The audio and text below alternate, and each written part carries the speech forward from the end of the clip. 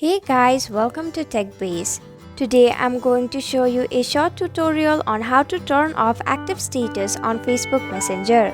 It's pretty simple, so let's get started. First, open Facebook Messenger on your mobile device. Tap on the three vertical lines at the top left of your screen. Tap on the settings icon. Select active status.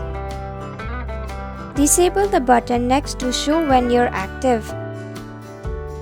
Select for how long you're trying to pause your active status for. Once you're done, tap on pause. Tap on the arrow at the top left of your screen. If you see off right below the active status, it means that you have turned off your active status on Facebook Messenger.